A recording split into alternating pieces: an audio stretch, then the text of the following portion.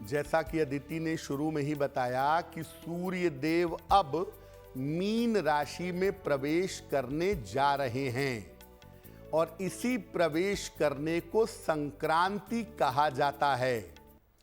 सूर्य जब किसी राशि में प्रवेश करते हैं, इस अवसर को, इस मौके को संक्रांति कहते हैं। जब सूर्य मीन राशि में प्रवेश करते हैं तो इसे मीन संक्रांति कहा जाता है। साल के 12 महीनों में 12 राशियों में प्रवेश करते हैं तो वर्ष में कुल 12 संक्रांतियां होती हैं। मीन राशि बृहस्पति की जलीय राशि है और इसमें सूर्य का प्रवेश विशेष परिणाम पैदा करता है।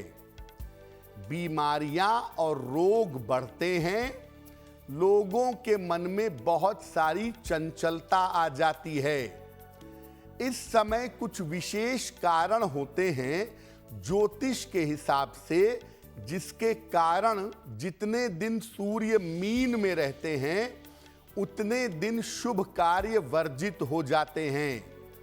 चूंकि शुभ कार्य 1 महीने तक मना हो जाते हैं, इसीलिए इसको मीन मलमास या मीन खरमास भी कहते हैं।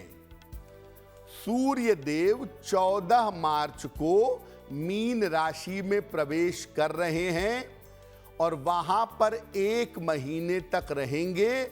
इसलिए इस बार मीन मलमास या मीन खरमास 14 मार्च से 13 अप्रैल तक रहेगा, जिसमें आप कोई भी नया और कोई भी शुभ कार्य नहीं करेंगे।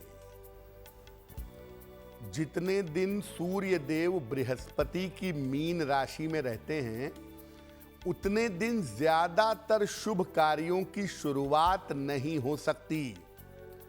कौन से शुभ कार्य कर सकते हैं, कौन से नहीं कर सकते हैं?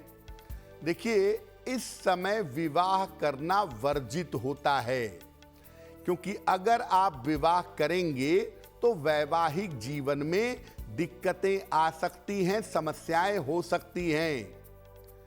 इस समय नए मकान का निर्माण मत करिए, गृह प्रवेश, भूमि पूजन मत करिए, क्योंकि ऐसा करने से उस मकान का सुख आपको नहीं मिल पाएगा। इस समय नया व्यवसाय शुरू मत करिए, नया कार्य शुरू मत करिए, क्योंकि अगर आप ऐसा करते हैं तो निश्चित रूप से आपको व्यापार में नुकसान होगा, आप कर्जे के शिकार हो सकते हैं। अन्य मंगल कार्य जैसे द्विरागमन, गौना कहते हैं, कर्णवेद, कान छिदाना और मुंडन, ये भी इस समय में नहीं कर सकते। यानी जो महत्वपूर्ण शुभ कार्य हैं वो आप इस खरमास में नहीं करेंगे। लेकिन अगर प्रेम विवाह या स्वयंवर का मामला है तो विवाह किया जा सकता है। प्रेम विवाह और स्वयंवर के मामलों में ये वर्जना नहीं है, वहां पर शादी कर सकते हैं। जो काम पहले से हो रहे हों उनको करने में कोई हर्ज नहीं है।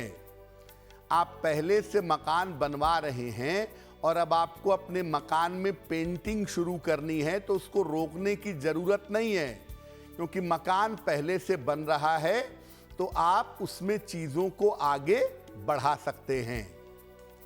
सीमांत, जात कर्म, अन्नप्राशन, ये बच्चे के जन्म से संबंधित संस्कार हैं, ये भी किए जा सकते हैं। मान लिया कोई बच्चा पैदा हुआ, 6 महीने के बाद उसका अन्नप्राशन होना है, अन्न खिलाना है उसको, और वो 6 महीने के बाद का समय इस खरमास में पड़ गया तो कोई दिक्कत नहीं है, आप अन्नप्राशन कर सकते हैं।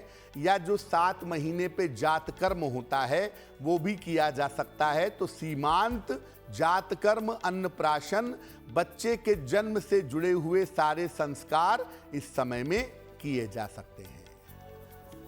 एस्ट्रो तक ऐप पर आपको मिलेगा भविष्य से जुड़े हर सवाल का जवाब। डाउनलोड कीजिए एस्ट्रो तक ऐप और चुटकी में जुड़िए इंडिया के बेस्ट एस्ट्रोलॉजर से।